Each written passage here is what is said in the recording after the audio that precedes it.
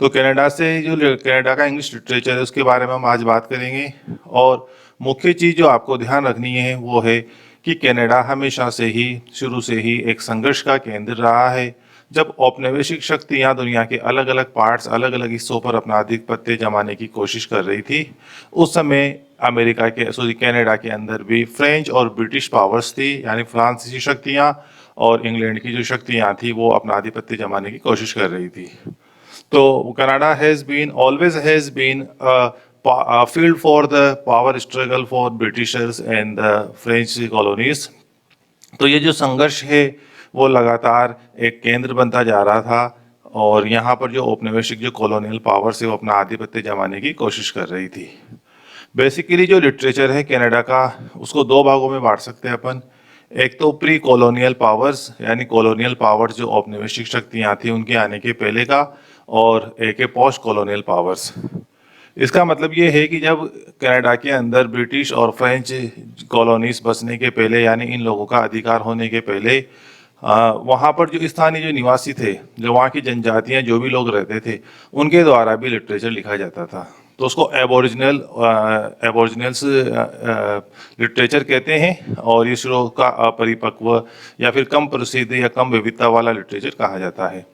लेकिन जब colonial powers England के कनाडा के अंदर आई तो इंग्लिश लोग और फ्रेंच लोग जो पहले से ही लिटरेचर में या राइटिंग में काफ़ी आगे बढ़ चुके थे, वहाँ पर कॉलोनीज में बसे लोगों ने अपना लिटरेचर साहित्य लिखना शुरू किया। जब कॉलोनियल संघर्ष बढ़ा तो धीरे धीरे फ्रेंच लिटरेचर और जो ब्रिटिश लिटरेचर का प्रभुत्व बढ़ता गया और जो एबोरिजिनल जो स्थानीय जो वहाँ का जो साहित्य था वो कमजोर पड़ता गया। धीरे धीरे वहाँ पर पुराना जो साहित्य था वो लुप्त हो गया लगभग, और फ्रेंच और ब्रिटिश लिटरेचर ही हावी होता रहा। धीरे धीरे संघर्ष बढ़ा और 1867 के बाद, 1867 के बाद जब कनाडा स्वतंत्र हो गया इन कॉलोनियल पावर से, तो एक नए युग की शुरुआत हुई। लेकिन जब नया युग शुरू हुआ तो नई समस्याएं सामने आई और एक बार फिर नए समस्याओं ने और नए मुद्दों ने कनाडा के लिटरेचर को प्रभावित करना शुरू किया। तो इस तरह से हम इसको 3 पीरियड के अंदर डिवाइड करते हुए पढ़ते हैं। पहला, एक तो प्री या फिर बिफोर कॉलोनियल पावर्स के पहले का जो स्थानीय साहित्य था। दूसरा, आफ्टर कॉलोनियल पावर, कॉलोनियल औपनिवेशिक शक्तियों के बाद का। तीसरा है कंटेम्प्रेरी कनेडियन लिटरेचर, यानी जब कॉलोनियल पावर्स या औपनिवेशिक शक्तियां कनाडा से निकल गई तो एक नया कनाडा का उदय हुआ। कनाडा का उत्तरी और दक्षिणी जो नॉर्थ कनाडा और साउथ कनाडा था, उन दोनों का विलय हुआ। दोनों के बीच में जो संघर्ष था उसको विराम मिला और फिर नए प्रकार के साहित्य की शुरुआत हुई जिसको हम कंटेम्प्रेरी कैनेडियन लिटरेचर के नाम से जानते हैं। तो मेजरली इंग्लिश लिटरेचर में हम जो प्रभुत्व देखते हैं वो ब्रिटिशर्स यानी ब्रिटेन के लोगों का है और इसके अलावा अमेरिकन राइटर्स का है। लेकिन ब्रिटिश और अमेरिकन यानी इंग्लैंड और अमेरिका के राइटर्स के बाद जो नंबर आता है वो नंबर किसका है? कनाडा का और ऑस्ट्रेलिया का। क्योंकि ये इंग्लिश स्पीकिंग कंट्रीज़ है, यहाँ पे इंग्लिश बोली जाती है, तो ये मुख्य प्रोडक्टिव कंट्रीज़ हैं इंग्लिश लिटरेचर के, तो हम कनाडा को पढ़ेंगे। कैनेडियन लिटरेचर के बाद हम ऑस्ट्रेलियन लिटरेचर को भी पढ़ेंगे। तो शुरू करते हैं आज की इस क्लास से कैनेडियन लिटरेचर। तो देखते हैं, देखिए आप कैनेडियन लिटरेचर, तो कैनेडियन लिटरेचर किसे कहते हैं? Canadian literature is literature originating from Canada, ऐसा साहित्य जो कि कनाडा से उत्पन्न हुआ है। Canada's dominant cultures were originally British and French as well as Aboriginal। जैसा मैंने बताया था कि जो कनाडा का जो डोमिनेंट कल्चर है, जो वहाँ की जो प्रभावी संस्कृतियाँ थी वो ओरिजिनली मूल रूप से कौन कौन सी थी? एक तो ब्रिटिश, जैसे मैंने कहा इंग्लैंड से आए हुए लोग, एंड फ्रेंच फ्रांसीसी लोग, और साथ में तीसरा था एबोरिजिनल्स यानी मूलवासी का मतलब क्या है कि वहाँ के स्थानीय लोग जो ब्रिटिश और फ्रेंच लोगों के पहुंचने के पहले जो वहाँ पर जो लोग स्थानीय निवासी रह रहे थे उनको हम एबोरिजिनल कहते हैं। Canadian literature is often divided into French and English language literature. Canadian literature को प्राय मुख्यतः दो भागों में बांटा जाता है, एक तो फ्रांसीसी और इंग्लिश लैंग्वेज लिटरेचर। अब आपको ये बात भी ध्यान रखनी पड़ेगी कि फ्रांसीसी लोग जो साहित्य लिख रहे थे वो फ्रांसीसी भाषा का था और इंग्लिश लोग जो साहित्य लिख रहे थे वो इंग्लिश भाषा का था। तो फ्रेंच लैंग्वेज और इंग्लिश लैंग्वेज बराबर प्रभुत्व वहाँ पर रखती थी। Which are rooted in the literary tradition of France and Britain respectively. और ऐसा लिटरेचर जो कि रूटेड यानी स्थापित था इन द लिटरेरी ट्रेडिशंस यानी साहित्यिक परंपराओं में ऑफ फ्रांस एंड ब्रिटेन यानी फ्रांस की और ब्रिटेन की जो साहित्यिक परंपराएं थी उसमें स्थापित था रेस्पेक्टिवली यानी क्रमशः स्थापित था। और रेस्पेक्टिवली का मतलब होता है क्रमशः। अब इसका मतलब क्या हुआ? इसका मतलब यह है कि फ्रेंच लिटरेचर था वो फ्रेंच कल्चर से संबंधित था और ब्रिटेन का लिटरेचर था वो इंग्लिश लैंग्वेज से संबंधित था। रेस्पेक्टिवली यानी क्रमशः, ये बात आप ध्यान रखेंगे।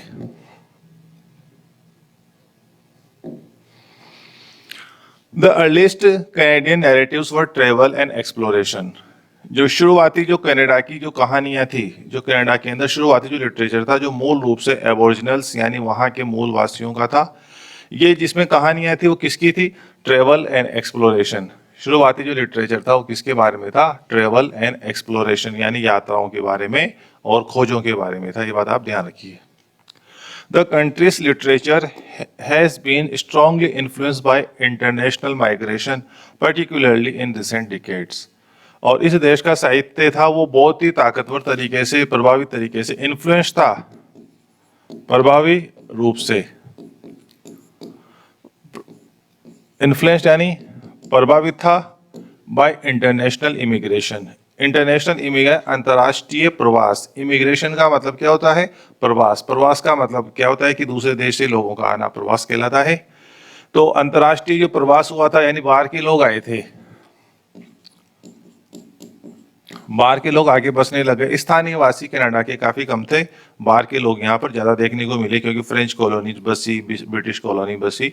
तो सबसे ज्यादा प्रभाव जो यहाँ के साहित्य पे पड़ा वो इंटरनेशनल इमिग्रेशन का पड़ा, जो कि विशेष रूप से रिसेंट डिकेड्स, हाल ही के ही डिकेड्स यानी दशकों में हुआ। देखो आप, ये जो परंपरा आज भी जारी है कनाडा के अंदर। उस समय ब्रिटिश लोग आए, फिर फ्रेंच लोग भी आए, लेकिन आज भी हम देखते हैं तो दुनिया में कनाडा को एक समृद्ध देश माना जाता है। तो दूसरे जो देश हैं, स्पेशली जो डेवलपिंग कंट्रीज हैं, विकासशील देश हैं, वहाँ से लोग हैं, वहाँ रोजगार प्राप्ति के उद्देश्य से या फिर वहाँ पर किसी दूसरे उद्देश्य से, एजुकेशन के उद्देश्य से वहाँ पर लगातार बस रहे हैं। कनाडा काफ़ी बड़ा देश है, आपको पता होगा, दुनिया का दूसरा सबसे बड़ा देश है। पहले नंबर पर रशिया आता है, दूसरे नंबर पर कनाडा आता है।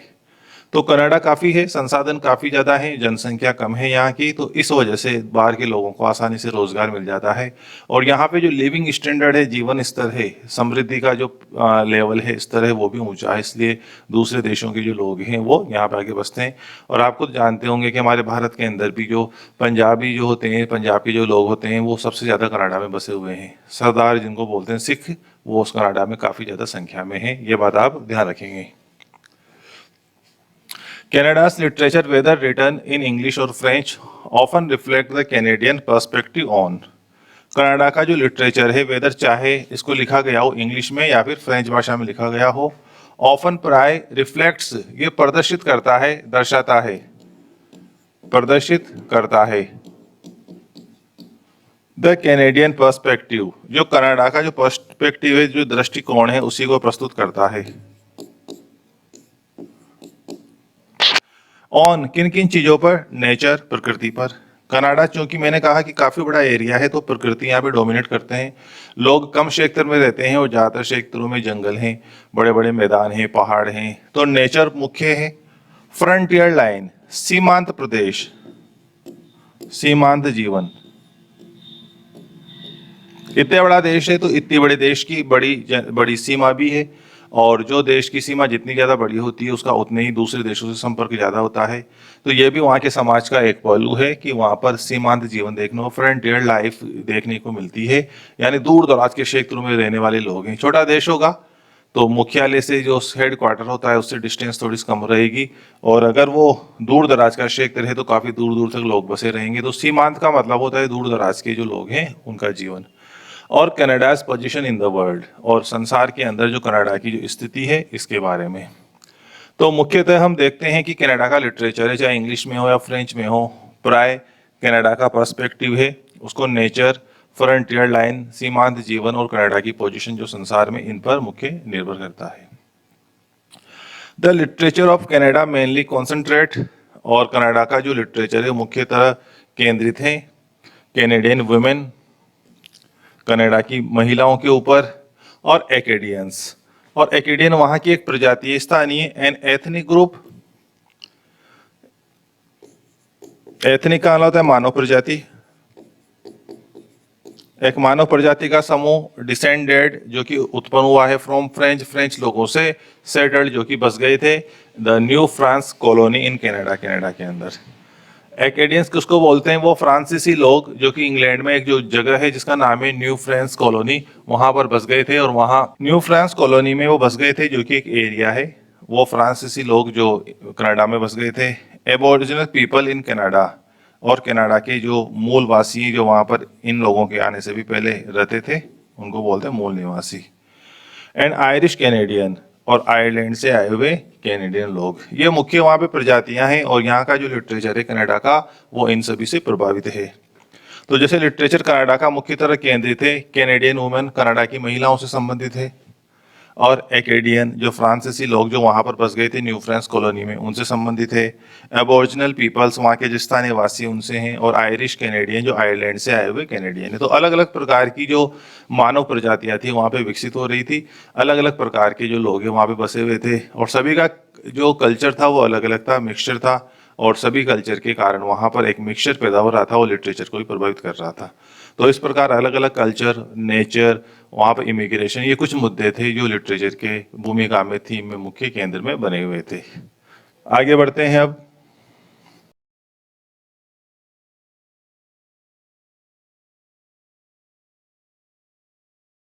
इसके बाद जो अगला पॉइंट है कंसिडरेबल, जिसके बारे में हमको बात करनी चाहिए, वो है major traits of Canadian literature. Canadian literature जो कनाडा का साहित्य है, उसकी मुख्य विशेषताएं क्या है, यानी क्या क्या गुण हैं, क्या क्या फीचर्स हैं, जिसके बारे में हमको जानना चाहिए, सोचना चाहिए।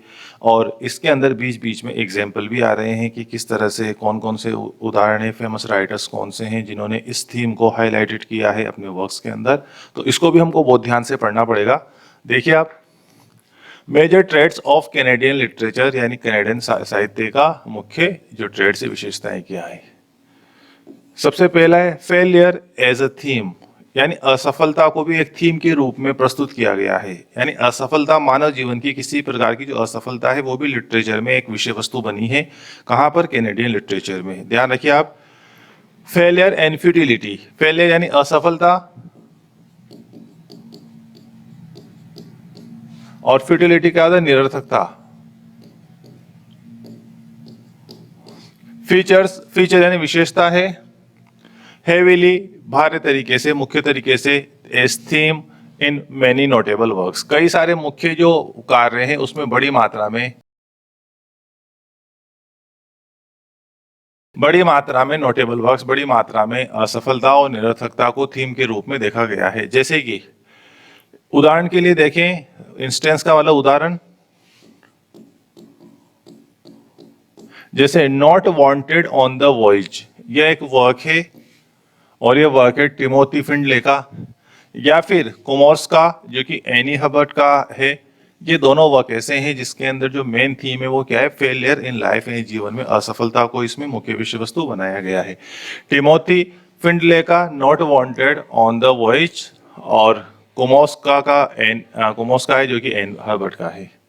दूसरा है mid anti Americanism, mild anti Americanism, यानी हल्का अमेरिकन विरोधवाद, यानी अमेरिकी लोगों का विरोध हल्का। क्योंकि कनाडा एक एडजेसेंट कंट्री है, मतलब पड़ोसी देश है अमेरिका, यूएसए से ऊपर का हिस्सा जो कनाडा है, आपको पता है।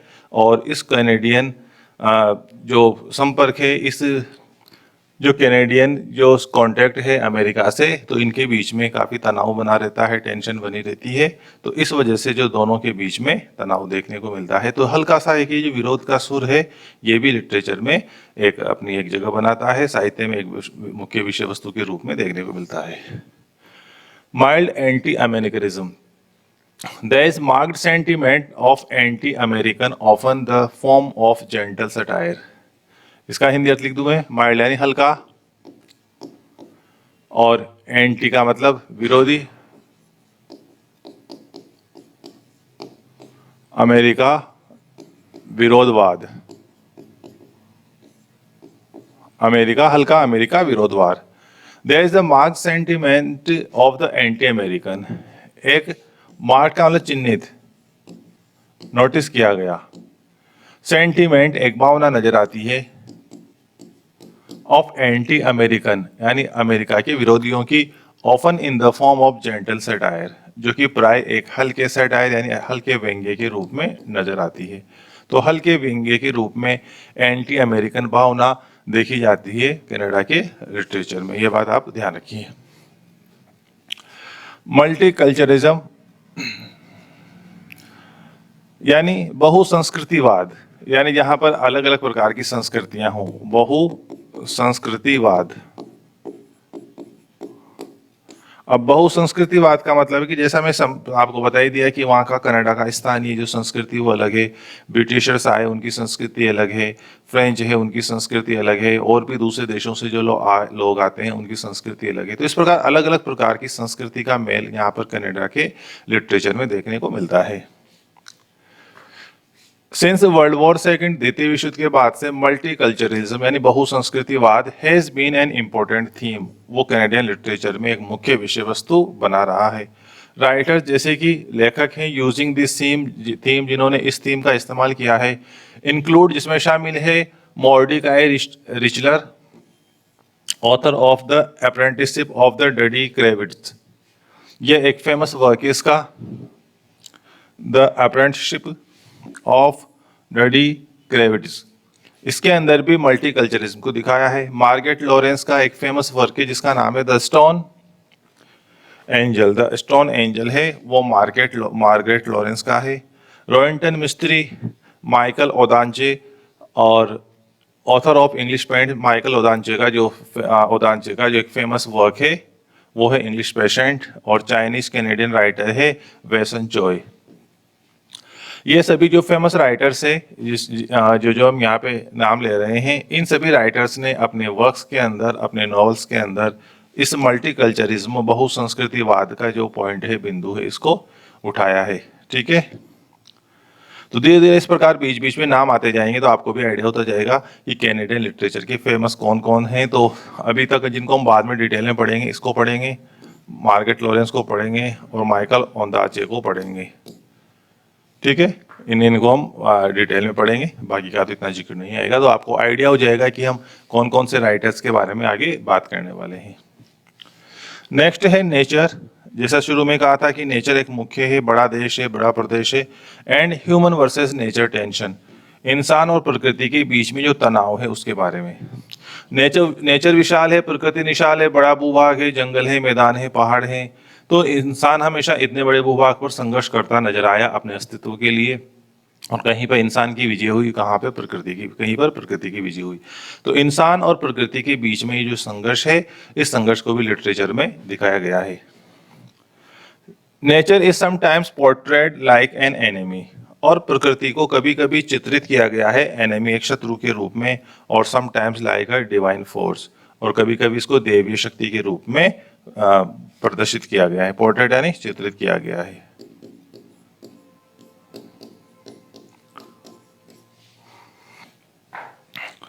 सर्च फॉर सेल्फ आइडेंटिटी यानी स्व पहचान की खोज।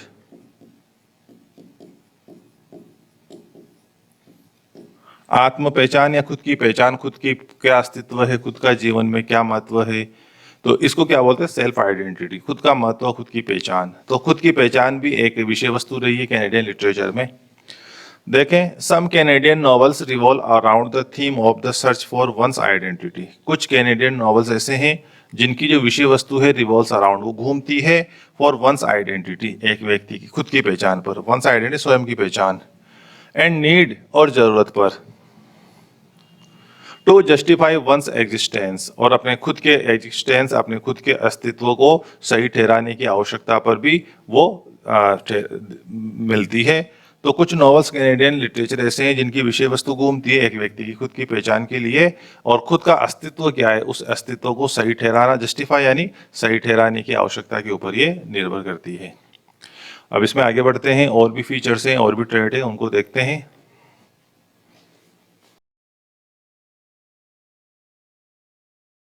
तो आगे देखते हैं, तो लास्ट पॉइंट जो अभी हम देख रहे थे वो सेल्फ आइडेंटिटी था, सर्च फॉर सेल्फ आइडेंटिटी, यानी आत्म पहचान के लिए जो विषय वस्तु रखी गई है और एक व्यक्ति का अस्तित्व क्या है उसका महत्व देखने के लिए अब कुछ ऐसे नॉवेल्स हैं, जैसे एग्जाम्पल है रॉबर्टसन डेविस का। इस रॉबर्टसन डेविस को भी हम आगे पढ़ेंगे।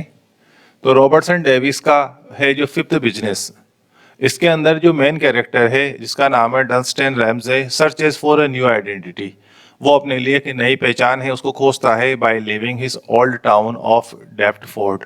अपना पुराना जो कस्बा है जहाँ पे वो डेप्टफोर्ड में रहता था उस स्थान को वो छोड़ देता है और एक नए स्थान की ओर जाता है खुद का अस्तित्व पहचानने के लिए या खुद की पहचान बनाने के लिए।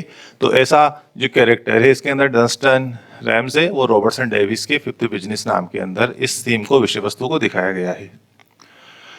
Southern Ontario Gothic.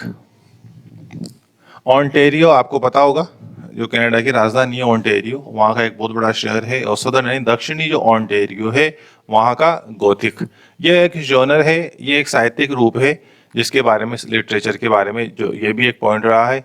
A sub genre which critics the stereotypical Protestant mentality of southern Ontario, many of the Canada's most internationally famous author write in style.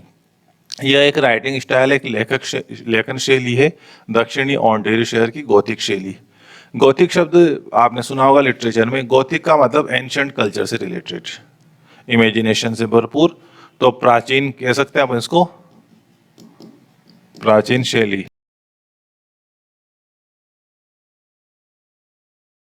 Southern Ontario Gothic यह एक शैली है जो कि दक्षिणी ओंटारियो शहर से संबंधित है। यह एक शब्द सब जॉनर है, यानी क्या एक गौण साहित्यिक रूप है। गौण का मतलब कम महत्वपूर्ण,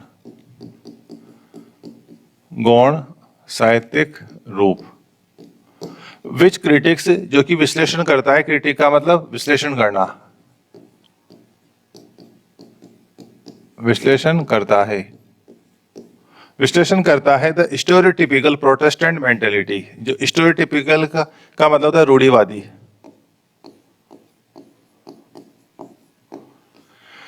प्रोटेस्टेंट मेंटेलिटी यानी प्रोटेस्टेंट ईसाई धर्म की एक शाखा है, आपको पता होगा, एक नवीन शाखा है जो जिसको कैथोलिक और प्रोटेस्टेंट होते हैं। तो उनकी जो मानसिकता है ऑफ सदर्न ओंटारियो, इसको सदर्न नहीं पढ़ते हैं, ध्यान रखना है इसको साउथर्न नहीं पढ़ना है, सदर्न।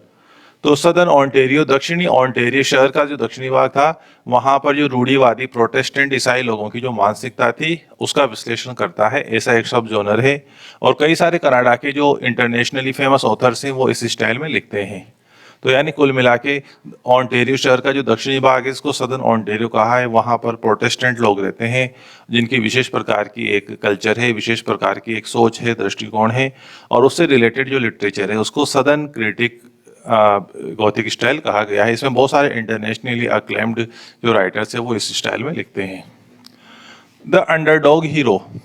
अंडरडॉग हीरो का मतलब ऐसा एक नायक जो अंडरडॉग है, मतलब जिसकी सामाजिक स्थिति कमजोर है और जिसको लोगों ने कम आंका है। अंडरडॉग का मतलब है कमजोर स्थिति वाला नायक।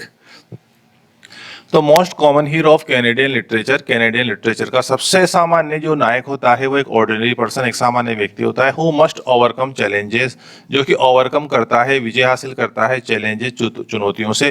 From large corporation, a bank, rich tycoon, government, natural disaster और सो ऑन, जो कि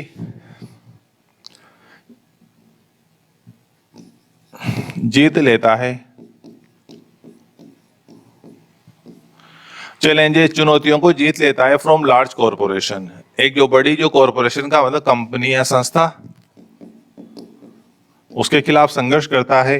बैंक, एक बैंक के खिलाफ, या रिच टाइकून, एक क्या बोलते उसको, धनी व्यक्ति, रिच टाइकून यानी एक बहुत ही बड़ा बिजनेसमैन।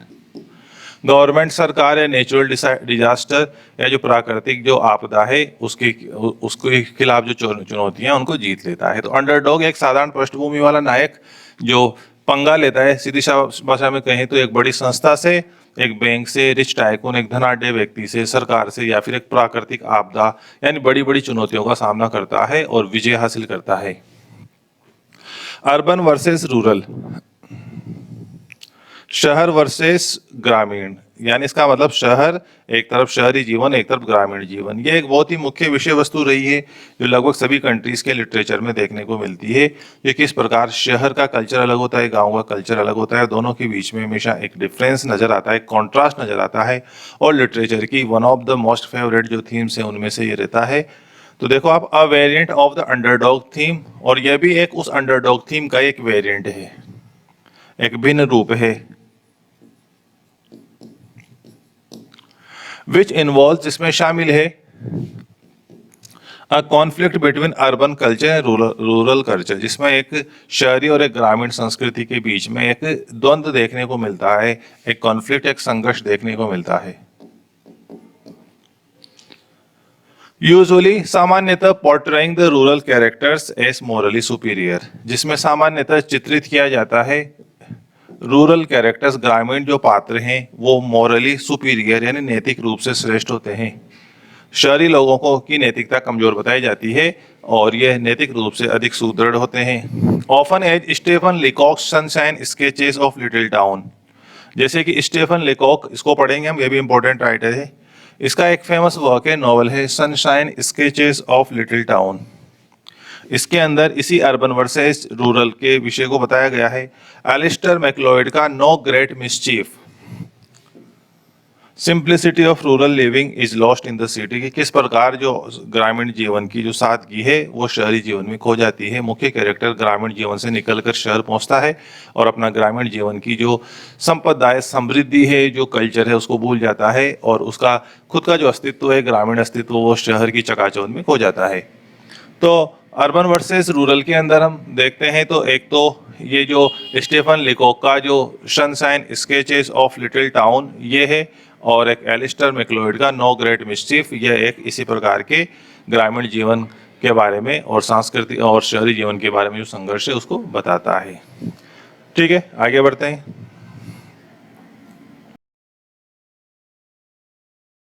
तो ये कुछ मुख्य थीम्स थी, जिसको मेन थीम्स थी जो कि कैनेडियन लिटरेचर में आपको देखने को मिलती है।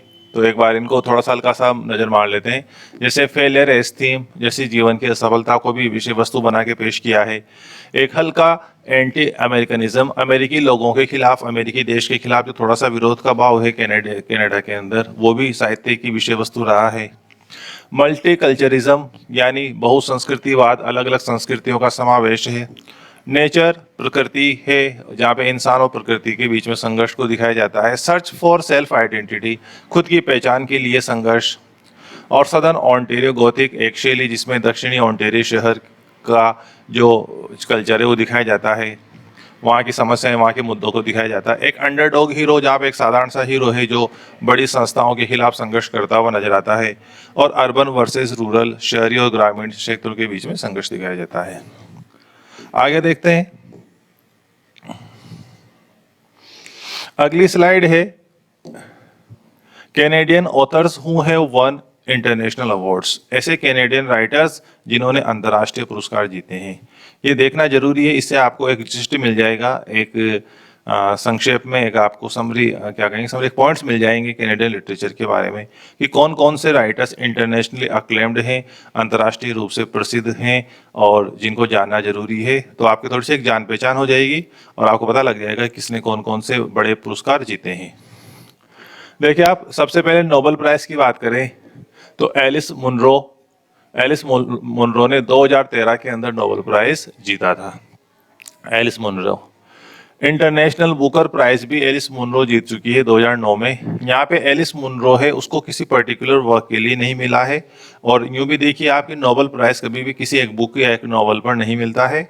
नोबेल प्राइज हमेशा एक व्यक्ति की जो लाइफ लॉन्ग अचीवमेंट है। तो एलिस मुनरो के जो शॉर्ट स्टोरी कलेक्शंस हैं, उनके वर्क्स के लिए, साहित्य में उसके योगदान के लिए ही ये मिला था।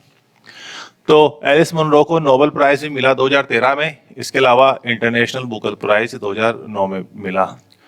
बुकर प्राइजेस किस किसने जीत रखे हैं देखो आप, कनाडा से।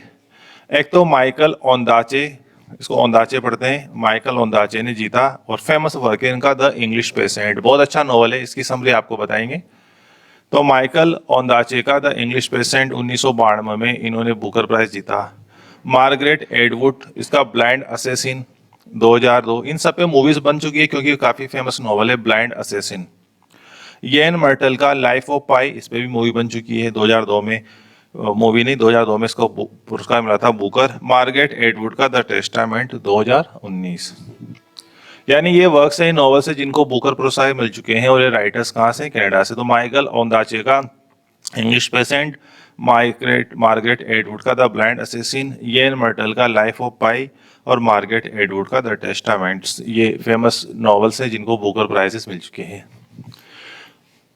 Pulitzer prize for fiction, fiction यानी काल्पनिक कहानियों के लिए, या फिर एक तरह से नॉवल कह सकते हैं, नॉवल के लिए पुलित्जर प्राइज किसको मिला, तो कैरल शील्ड्स को मिला है द स्टोन डायरीज के लिए 1995 में।